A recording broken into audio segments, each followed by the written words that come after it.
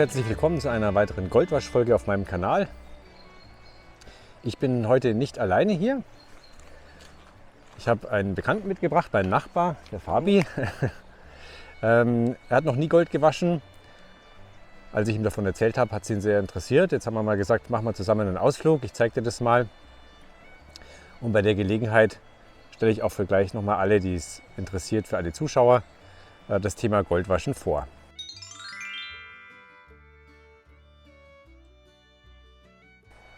Zunächst mal die wichtigste Frage, was brauchen wir zum Goldwaschen? Die wird ja immer wieder gestellt und es gibt natürlich verschiedene Antworten drauf, je nachdem, ob man nur mal gucken will oder nicht. Ich würde sagen, wenn man vernünftig anfangen will, braucht man Dinge, die in diesen Rucksack hier passen. Mehr erstmal nicht. Gummistiefel, die ich gerade auch anhab, oder so Wasserschuhe, die gehen auch. Und in meinem Rucksack ist drin eine Prospektionsrinne.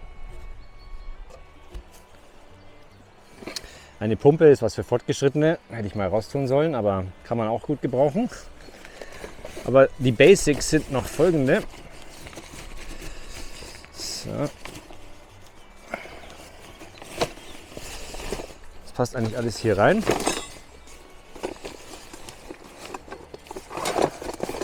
Das ist eine Goldwaschpfanne. Also wir haben hier eine kleine, die man noch mal wieder zum Schöpfen, zum Auswaschen der Rinne benutzen kann oder am Ende, um zu gucken, was hat man denn überhaupt so drin. Und dann haben wir eine große Waschpfanne, ein Sieb, das würde erstmal völlig ausreichen zum Prospektieren, wie man das nennt, wenn man erstmal irgendwo guckt, ob es Gold gibt.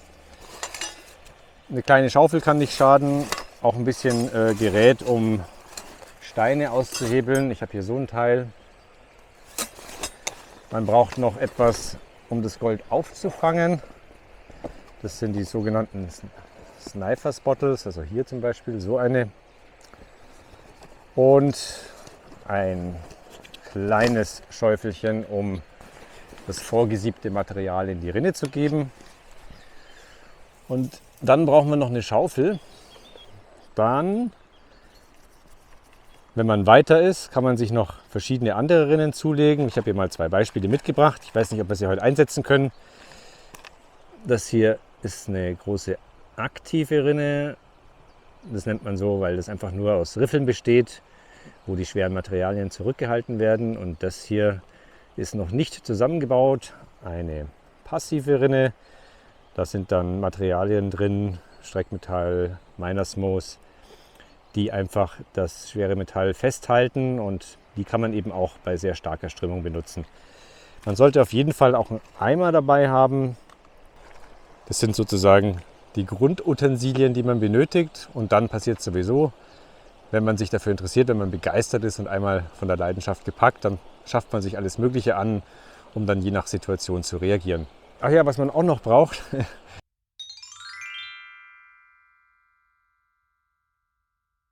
zu guter Letzt ein Fluss, in dem sich Gold befindet.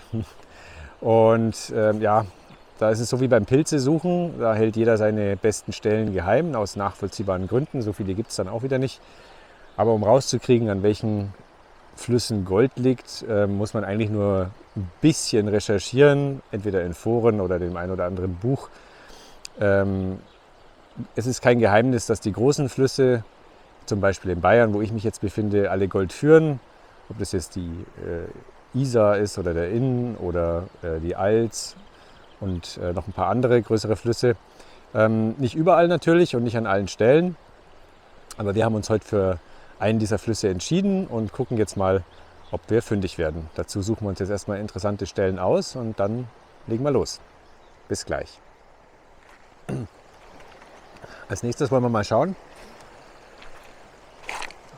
wo probieren wir es denn eigentlich?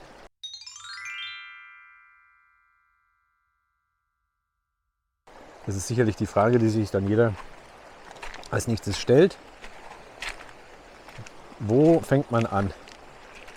Also wenn man einen dieser Flüsse angesteuert hat, bei dem man weiß, dass es ja grundsätzlich das schöne Edelmetall Gold gibt, geht es als nächstes um die Frage, an welchen Stellen verbirgt sich's. Da gibt es einfach die Klassiker, vielleicht habt ihr es schon mal gehört, in den Kurven, hinter großen Steinen, hinter kleinen Steinen. Im Grunde genommen ist es so, dass man mit Pfanne und Sieb und Schaufel erstmal ein paar Stellen antestet, nachsieht, ob ein bisschen was drin ist und dann an den vielversprechendsten Stellen weitersucht, um es mal ganz kurz zu sagen. Und natürlich, wenn wir jetzt hier mal schauen,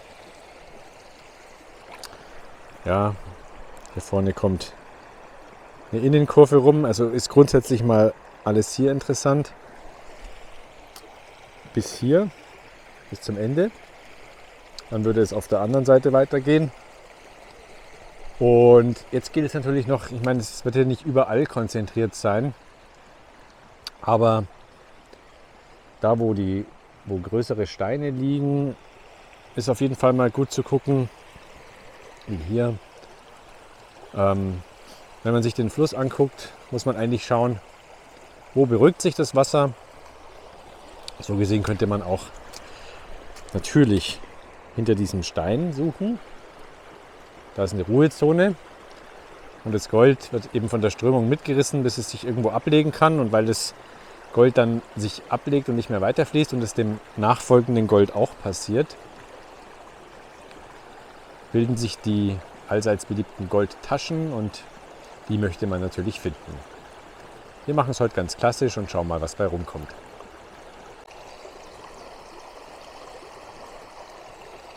So, der Fabi installiert seine erste Rinne.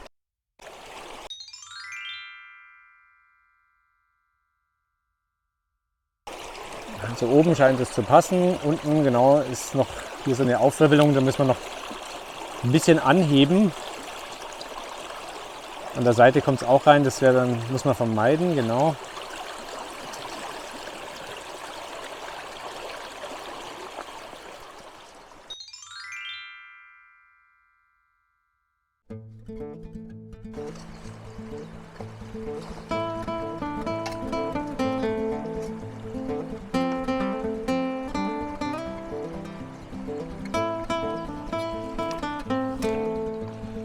So, hier werde ich graben.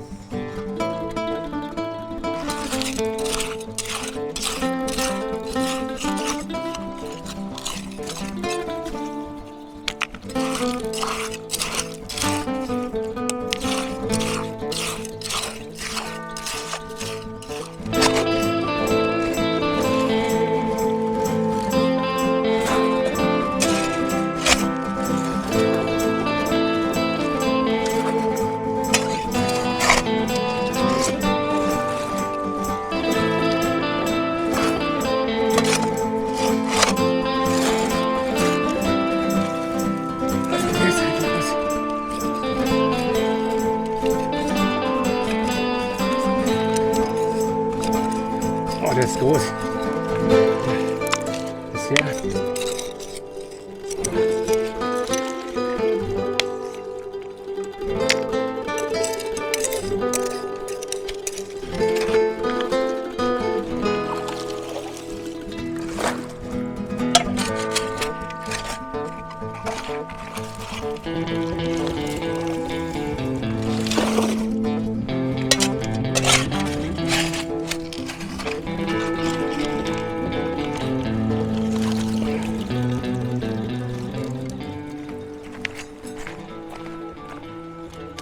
Schönes Material.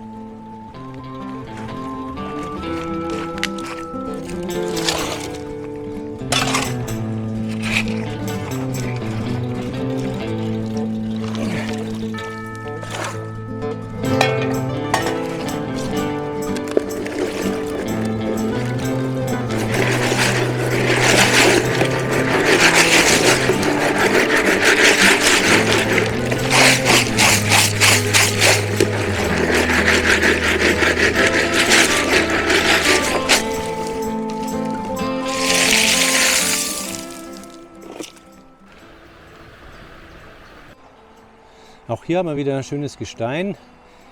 Quarz und so kennt man ja schon, aber das hier Das fand ich interessant, das ist mir so noch nicht aufgefallen. Es sieht ein bisschen aus wie anderswo der Nagelfluh, aus dem manchmal quasi der ganze Bettrock ist. Komplett verbacken, kleines Gestein zu einem harten Brocken. Also die gibt es hier scheinbar öfter, aber mir sind sie bisher noch nicht aufgefallen. Genau. Das erste, der Material. Und jetzt ab zur Rinne. Schauen wir erstmal. Das können wir in die kleine reinwaschen und dann gucken.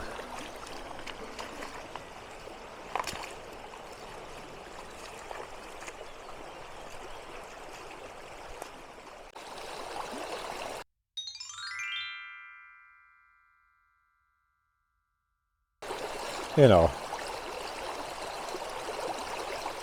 Siehst, genau.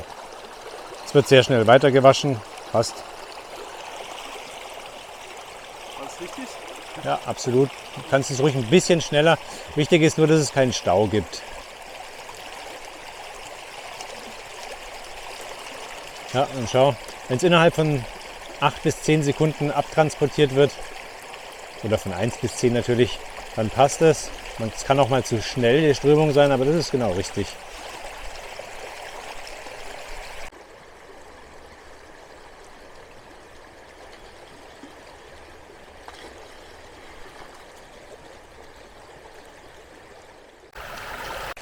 So, Fabian war auch erfolgreich hier und da sieht man schon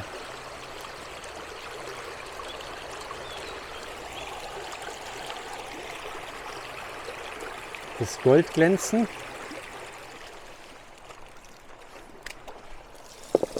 So, immer so rum.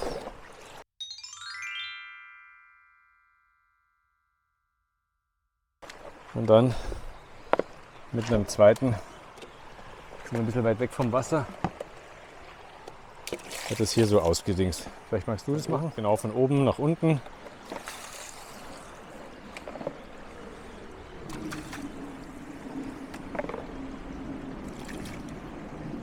Genau, schön von oben nach unten durchgießen, so genau, damit gerade unten das Material noch rauskommt.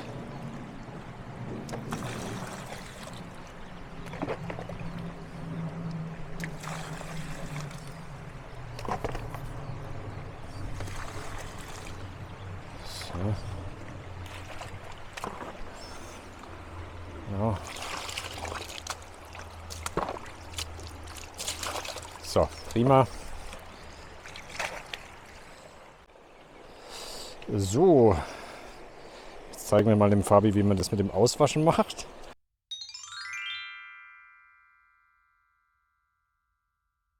Ich habe ein bisschen Material mir zum Ausschwenken übrig gelassen. Also erstmal schütteln, schwenken, schütteln, rütteln, damit sich die schweren Materialien hier unten unter den Riffeln ablagern. So, und dann wäscht man hier 2-3 Mal die leichten Materialien, die schon oben sind, weg. Das wiederholt man dann so lange, bis nur noch ein ganz kleiner Rest übrig ist. Interessant wird es zu sehen, ob da Black Sand drin ist, also Schwermineralien. Jetzt haben wir noch ein bisschen viel drin, jetzt probieren wir es aber trotzdem mal aus. Wir tappen, das heißt, wir sorgen nochmal dafür, dass sich alles da vorne absetzt. Und dann ziehen wir quasi mit dem Wasser das Material runter. Und da sehe ich schon eins. Also ein bisschen Gold ist sogar schon drin. Ist doch prima. Oh, das ist ordentlich. Guck mal das an. So, ich habe es nochmal zusammengekratzt. So, bevor du anfängst, das hier reinzukippen, mach mal schnell so. stelle hier noch eine Pfanne auf Falls was daneben geht. und du versuchst es in die Pfanne reinzugeben. Genau, dann ist es nicht schlimm. Die Technik nennt man Pan in Pan und so richtig hin und her schütteln, so wie wenn du was mixen würdest.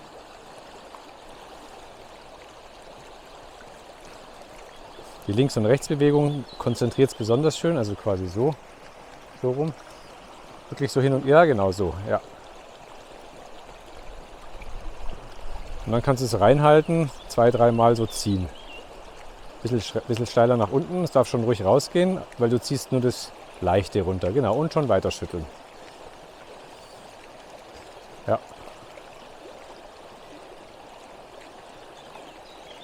War nicht so viel, aber gut. Jetzt schauen wir mal, das scheint mir doch ganz gut zu sein, ein bisschen Wasser wieder rein. Jetzt konzentrierst du es noch einmal. So, alles sind da unten am Rand. Jetzt Pfanne hochhalten und hier drauf schlagen. Ja, ein bisschen schräg so. Es soll nicht wieder nach hinten, sondern nach unten halten und drauf. So, es reicht. Ein paar Mal reicht. Und jetzt zeige ich dir nur noch mal den Anfang. Jetzt machst du so kreisende Wasserbewegungen. Das heißt, hier ist einiges am Blacksand drin, das sehe ich schon. Du ziehst quasi wie so in einem Kreisel das Material nach unten. Also bevor du es zu sehr kreist, dass alles nur darunter geht, im letzten Moment nach unten. Siehst du? Und dann sehe ich auch schon, dass du auch Erfolg gehabt haben. Weil hier ist auf jeden Fall Gold. Ist es noch, Vorsicht, nicht zu stark. Gold ist zwar schwer, aber die kleinen Flitter sind dann doch anfällig dafür, dass sie dann rumschwimmen. Da ist es, genau.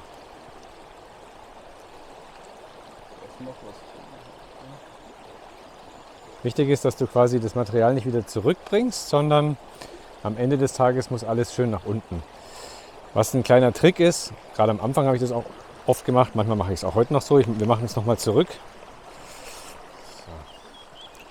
Gar nicht so einfach, wie es aussieht. Das ist Technik, aber es ist gut zu erlernen. So, wenn wir mal das leichteste Material weg haben, ja, so Steinchen hier vielleicht, dann kann man das, was da unten drin ist, gleich in seine zweite Pfanne reingeben, weil da sollte jetzt eigentlich nichts drin sein und wenn, dann wird man es ja auffangen. Und so haben wir da schwuppdiwupp viel weniger noch, bis es halt wirklich irgendwann ganz wenig ist.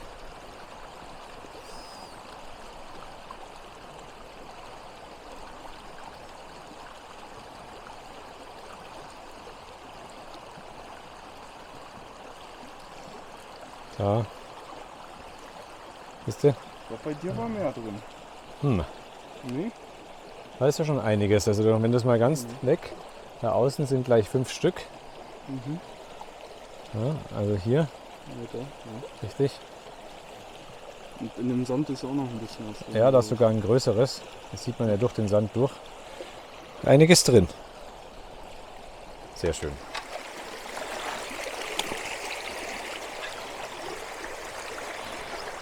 Oh, herrlich. Die Sonne. Ja, endlich kommst du wieder. Was für ein Wetter. Lange Zeit nicht mehr, aber Nee, irgendwie. Stimmt.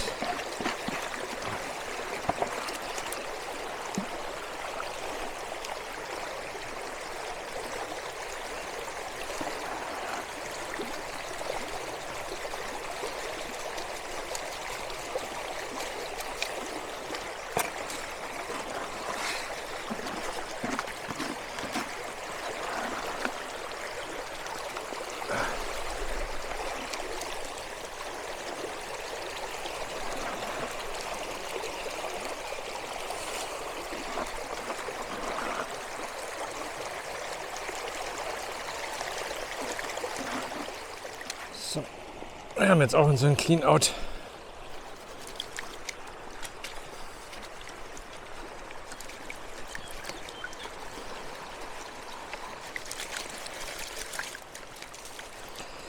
Da ist viel schwarzer Sand drin, das sieht man hier ganz schön schon. Aber so viel habe ich selbst an meinem Hausbach, der wirklich viel schwarzen Sand hat, nicht. Da ist einiges, es glitzert schon richtig schön. Ich zoome es gleich mal ran. Sieht nach echt schönem Gold aus.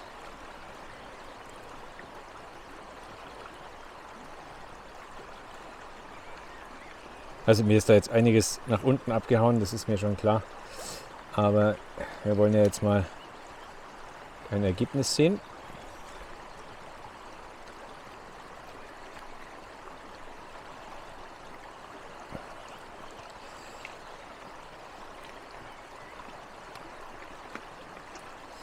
Und das Ergebnis ist wunderbar. Hier.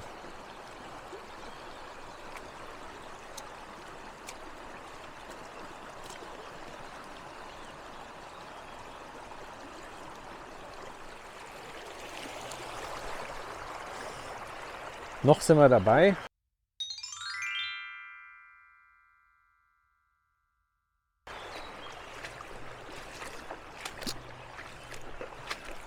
Wenn man dann seine Zelte abbricht, gehört hier in Deutschland zumindest dazu, dass man seine Löcher verschließt. Wir gehen ja sorgsam mit der Natur um und wollen keine größeren Zerstörungen hinterlassen. Auch nicht, dass jemand irgendwie reinfällt. Es gehen ja auch noch Angler oder andere an den Fluss, nicht nur wir. Genau. Und ich hoffe, ihr habt einen schönen Einstieg ins Hobby erlebt. Mich hat es direkt gepackt. Vielleicht muss man es auch einfach tun.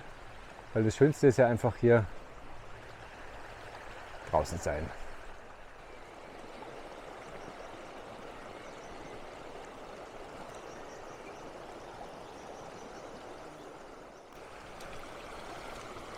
So, unser Goldwaschausflug neigt sich langsam dem Ende zu.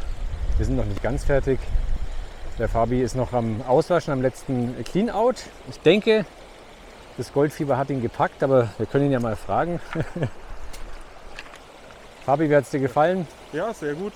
Hat Spaß gemacht.